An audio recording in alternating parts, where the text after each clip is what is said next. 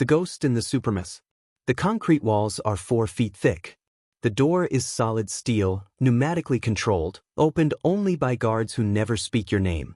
Inside ADX Florence, Colorado, the most secure prison on American soil, there are no windows to the outside world. Just a 4-inch slit that lets in a sliver of sky. 23 hours a day in a 7 by 12-foot tomb. 1 hour in a cage they call a recreation yard. This is where terrorists fade into obscurity.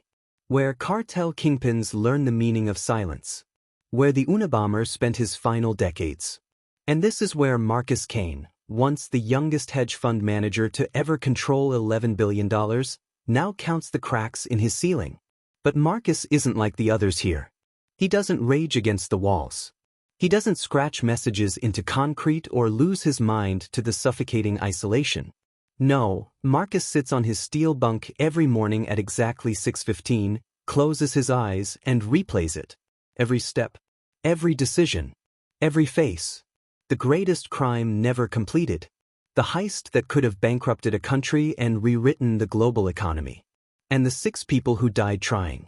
It started 3 years ago, not in some dark alley or smoky backroom, but in a glass tower overlooking Lake Geneva. Marcus had just walked away from Wall Street, burned out and disillusioned, when he received an encrypted email with no subject line. Just GPS coordinates and a time. He should have deleted it. He should have gone to the authorities. But curiosity is a dangerous thing for brilliant minds. So he went. The coordinates led him to a private villa outside Zurich. Waiting inside were 6 people he'd never met, but whose reputations preceded them like shadows. There was Alexei Volkov, a former FSB cyber warfare specialist who'd gone dark after allegedly stealing classified NATO communication protocols. Sitting across from him was Yuki Tanaka, a quantum encryption expert who designed unhackable systems for the Japanese government before vanishing with every blueprint she'd ever created. Beside her, Reza Ahmadi, Iranian financial architect who'd orchestrated sanction bypassing schemes so sophisticated that 3 intelligence agencies had tried to recruit him. Then there was Lucia Reyes, a Spanish social engineer so skilled at manipulation she'd once talked her way into the vault of the Bank of Spain during business hours. Next to Marcus sat Dmitry Kozlov, a logistics mastermind who'd smuggled everything from artwork to weapons across 40 countries without a single arrest. And at the head of the table, the woman who'd brought them all together, Nadia Khoury, a Lebanese game theorist and strategist whose intellect was matched only by her ruthlessness. Nadia spoke first, her voice calm and precise. She laid out a blueprint so ambitious it seemed like fiction. They wouldn't rob a bank. They wouldn't steal diamonds or gold. They would systematically drain the financial reserves of an entire nation, collapse its infrastructure, and walk away with enough wealth to disappear forever.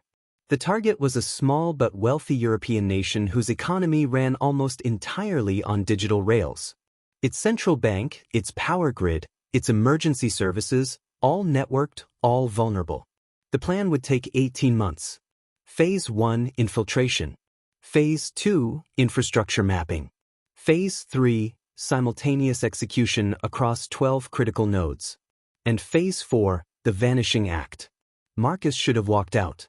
Should have reported them all. But as Nadia spoke, something ignited in him. Not greed. Not ambition. Something darker. The thrill of the impossible. The chance to prove that the systems everyone trusted were built on illusions. So he stayed. And he became the 7th. For 18 months, they worked in shadows. Marcus designed the financial instruments, shell corporations layered so deep that even forensic accountants would need years to untangle them. Alexei built the malware, code so elegant it could live inside government systems for months without detection. Yuki created quantum-encrypted communication channels that even the NSA couldn't crack. Reza mapped every financial flow, every reserve account, every backup system. Lucia spent months building false identities, cultivating relationships with bank officials, utility workers, anyone with access. Dmitry planned escape routes through 7 countries, vehicles, safe houses, forged documents. And Nadia orchestrated it all, anticipating every variable, every risk, every possible failure point. They called themselves the Sovereign Seven. And by month 17, they were ready. The operation would begin on a Friday at 1400 hours Central European Time. Marcus would initiate transfers from his position inside a compromised trading firm. Alexei's malware would activate across the central bank systems. Yuki would blind all monitoring and alarm protocols.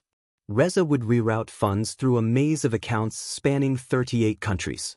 Lucia would be inside the bank's physical headquarters, feeding them real-time intelligence. Dmitry would be waiting with extraction vehicles at 4 separate locations. And Nadia would be watching it all from a command center in Prague, ready to abort if anything went wrong. But 48 hours before execution, Marcus noticed something.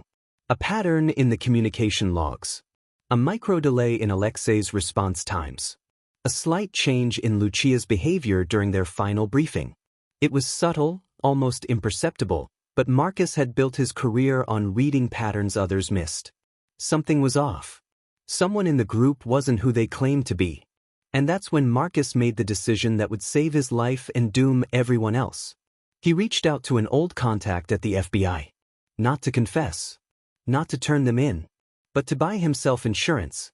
He gave them just enough information to monitor the operation.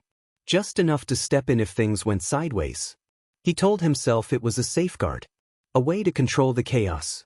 But what Marcus didn't know was that the FBI had been watching them for 11 months. That one of the Sovereign Seven had been feeding them information from the beginning. And that when the operation finally launched, it wouldn't be law enforcement that destroyed them. It would be something far worse.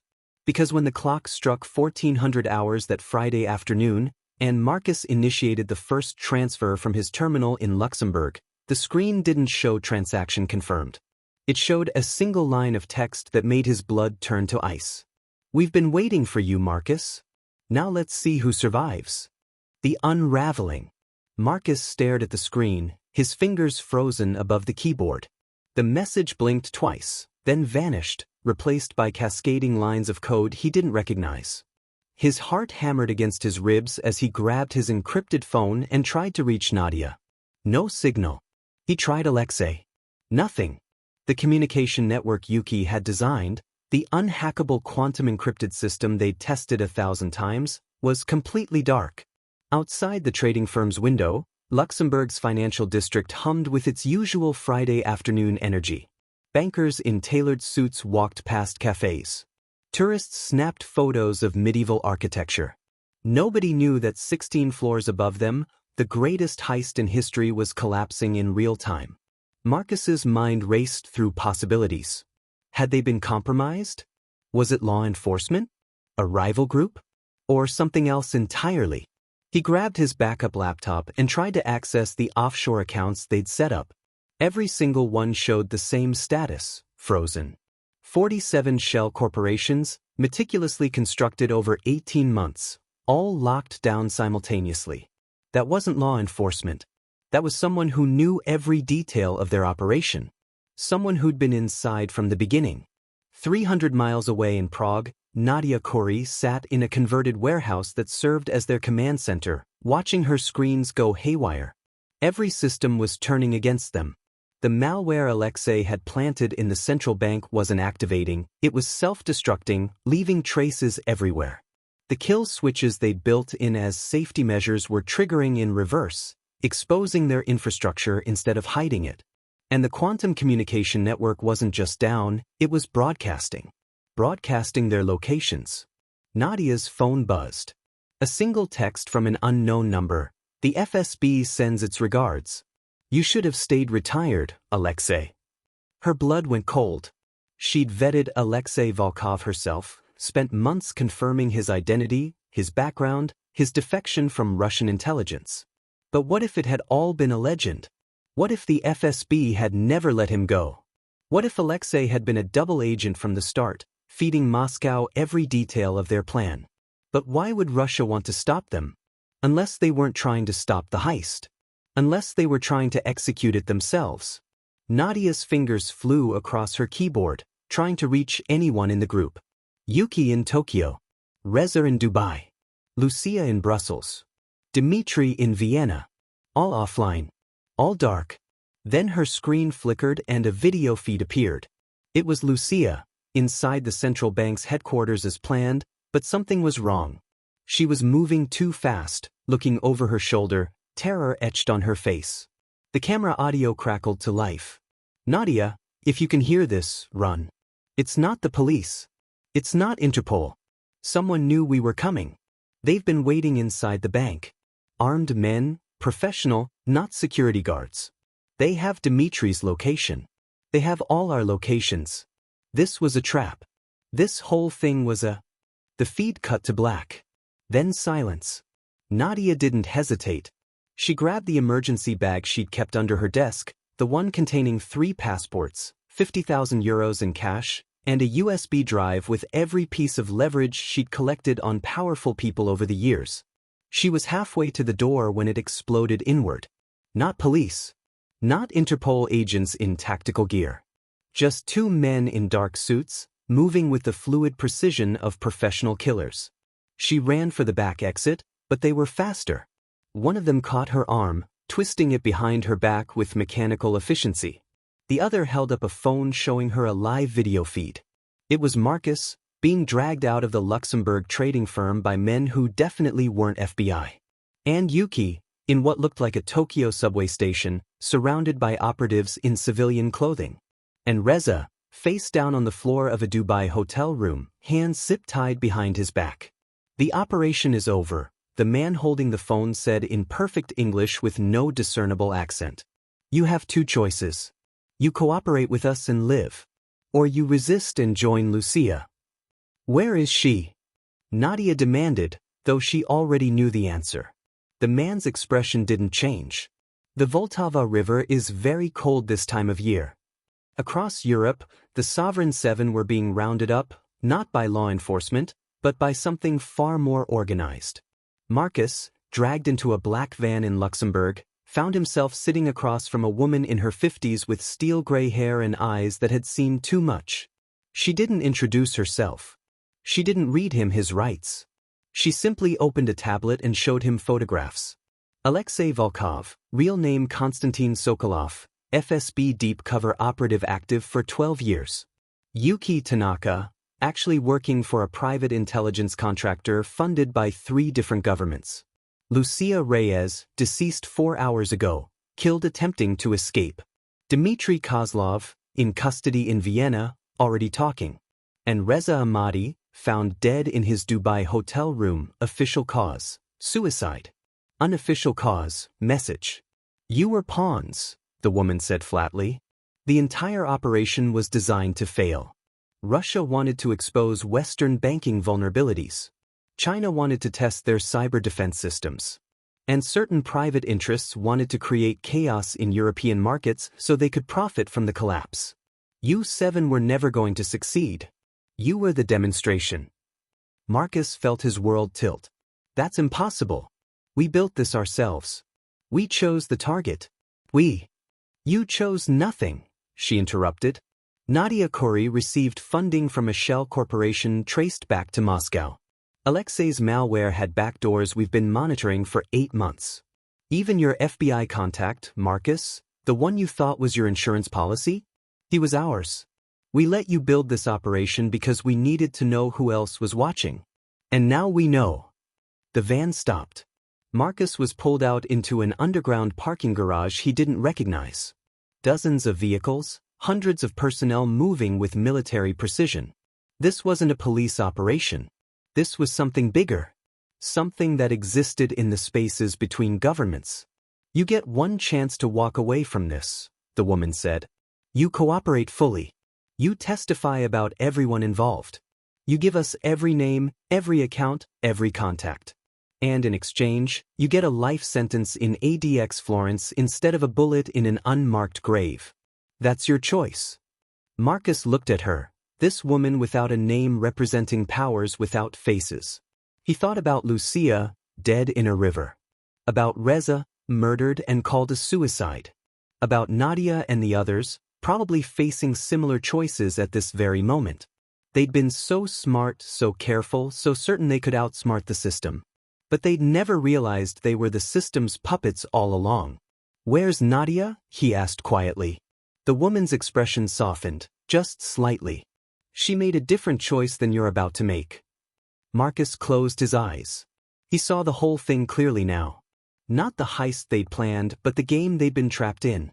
A game where brilliant criminals thought they were predators, never realizing they were prey. Where someone or some group had orchestrated everything from the first encrypted email to this final moment in a dark garage. He opened his eyes and looked at the woman. "I'll tell you everything." "Smart choice," she said. "Because 6 months from now, you're going to wish you'd chosen the bullet." But as they led Marcus toward an unmarked door, his mind was already racing. They thought they'd won.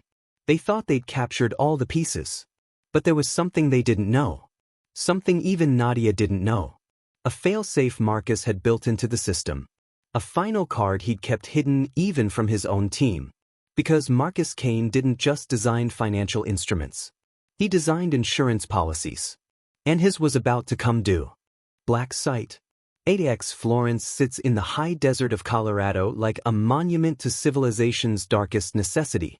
From the outside, it looks almost mundane, administrative buildings surrounded by razor wire and concrete. But inside those walls exists a kind of purgatory reserved for the most dangerous minds America has ever captured. Ted Kaczynski died here. Terry Nichols, the Oklahoma City bomber, will die here. El Chapo's sons know these walls. And now, Marcus Kaine had joined their ranks. The first 6 months were the hardest. 23 hours in a cell barely larger than a parking space. 1 hour in a concrete cage under a slice of sky. No human contact except gloved hands passing food trays through a slot. The silence is what breaks most men. Not the isolation itself, but the absence of sound. No voices, no music, no traffic, no life. Just the hum of fluorescent lights and the whisper of your own thoughts slowly turning against you. But Marcus didn't break. Because every morning at 6:15 he closed his eyes and ran the calculations. The ones he'd never told Nadia. The ones he'd built into the system like a time bomb wrapped in legitimate code. The failsafe. Before the operation collapsed, Marcus had moved funds, not into the accounts they'd all agreed on, but into a quantum-encrypted blockchain architecture so complex it would take years to trace. $2.3 billion, siphoned in microtransactions from the preliminary testing phase, hidden inside what appeared to be routine market fluctuations. The others had been looking at the big prize, the national reserves, the infrastructure collapse. They never noticed Marcus skimming fractions of fractions, building his own exit strategy. The money sat in digital vaults scattered across 47 jurisdictions, accessible only through a multi-signature system requiring biometric data, location verification, and a time-locked encryption key that wouldn't activate for 3 years. 3 years from the day of the failed heist. Which meant in 6 months, Marcus would be the only person alive who could access a fortune large enough to buy a small country. Assuming he survived that long. On a Tuesday morning in his 18th month at ADX, Marcus received his first visitor. Not a lawyer. Not family. A man in his 60s wearing an expensive suit that looked wrong in the sterile visiting room. He sat down across the reinforced glass barrier and picked up the phone. Marcus did the same. "My name is irrelevant," the man said. "But I represent certain interests who've become aware of your failsafe." Marcus kept his expression neutral, but his pulse quickened. "I don't know what you're talking about." $2.3 billion in crypto assets locked in a quantum blockchain architecture. 47 jurisdictions. Multi-signature access requiring your physical presence at 3 specific geographic coordinates and your biometric data, all within a 72-hour window. The system activates in 6 months, 2 weeks, and 4 days. The man smiled without warmth. "We know everything, Marcus. The question is what you're planning to do with that knowledge." "Even if what you're saying were true," Marcus said carefully, "I'm never leaving this place. I'm serving life without parole in a Supermax prison. That money might as well not exist." The man leaned forward. "There are worse places than ADX Florence. Black sites where men disappear without trials. Facilities where enhanced interrogation never stopped, they just changed names. Places where you'd beg for the privilege of a 7 by 12 cell and 23 hours of silence. I can have you transferred to one of those facilities within 48 hours. Or, you can make a deal. What kind of deal? The kind where you tell us exactly how to access those funds. The encryption keys, the biometric bypass protocols, everything. In exchange, we ensure your life here remains, shall we say, tolerable. Better food. Maybe even a cellmate eventually. Small comforts for a long life. Marcus studied the man's face. There was no bluff there, no uncertainty. These were people who operated in spaces beyond law, beyond oversight. The same shadowy apparatus that had orchestrated the Sovereign Seven's downfall. They'd killed Lucia and Reza. Nadia had vanished into some dark hole, probably being tortured for information right now. Dmitri was likely dead. Yuki and Alexei, if they were still alive, had probably made similar deals. And if I refuse? Marcus asked. Then in 6 months, when that encryption key activates, we'll know. And we'll take you somewhere much worse than this. We'll have doctors keep you alive and conscious while we extract every piece of information from your mind. And when we're done, when we have everything, you'll cease to exist. Not dead. Just gone. Another ghost in the machine. Marcus set down the phone and stood up. The guard moved toward him, but he held up his hand. Through the glass, he looked at the man in the expensive suit and smiled. A real smile, the first in 18 months. You're going to kill me either way, Marcus said, picking the phone back up. Whether I talk or not. Whether you get the money or not. Because I'm a loose end, and people like you don't leave loose ends. So here's my counteroffer, go fuck yourself. The man's expression didn't change, but something cold flickered in his eyes. You'll regret this. Probably, Marcus agreed. But at least I'll regret it on my own terms. 3 weeks later, Marcus was attacked in the shower. A blade fashioned from a piece of metal, wielded by another inmate who'd somehow gotten access despite ADX's legendary security. The blade punctured Marcus's lung and nicked his kidney before guards intervened. He spent 2 weeks in the prison medical unit, handcuffed to a bed, breathing through tubes. When he finally returned to his cell, a note was waiting, written on the back of a commissary receipt in handwriting he recognized instantly. Nadia. They came for me too. Made the same offer. I told them the same thing you did. Now I'm in a women's facility in West Virginia that doesn't officially exist. They think they've won, Marcus. They think they control all the pieces. But they don't know what I know. And they don't know what you're really planning. The money was never the point, was it? It was always about the message. About proving that their system, their control, their power, it's all built on sand. 6 months, Marcus. When that key activates, the world learns the truth. Every transaction we traced, every corrupt account, every politician, every oligarch, every shadow operator who thought they were untouchable. You encoded it all in the blockchain, didn't you? The money is just the bait. The real payload is the exposure. I don't know how this message reached you. I don't know if I'll survive to see what happens.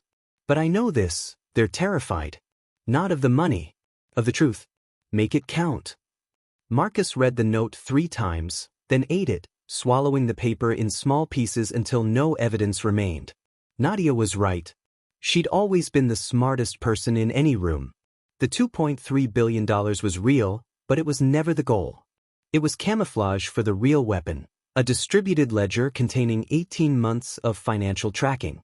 Every oligarch who'd funded terrorism, every politician who'd taken bribes, every intelligence agency that had run illegal operations, every shadow group that thought they operated beyond accountability. Marcus had encoded it all into the blockchain, hidden inside what appeared to be standard transaction metadata. When the encryption key activated in 6 months, it wouldn't just unlock the money. It would unlock a data bomb that would expose the entire corrupt architecture that ran beneath the surface of global power. They could torture him. They could kill him. But they couldn't stop what was coming. Now, sitting in his cell 3 years after the failed heist, Marcus knows the key activated 2.5 years ago.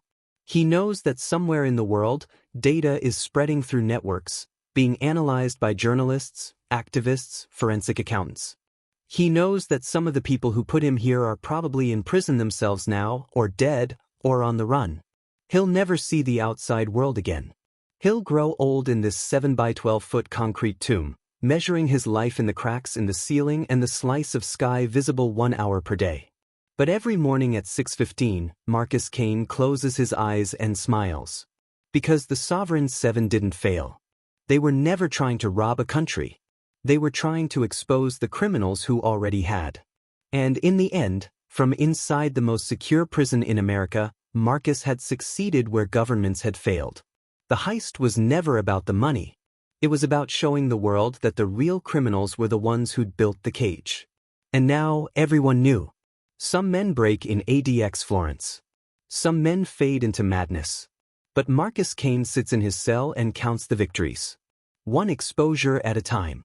One truth revealed. One corrupt empire crumbling in the light. They locked him in the darkest hole they could find. But he'd already lit a fire they couldn't extinguish. And that, he thinks every morning at 6:15, is worth every second of forever in this concrete tomb.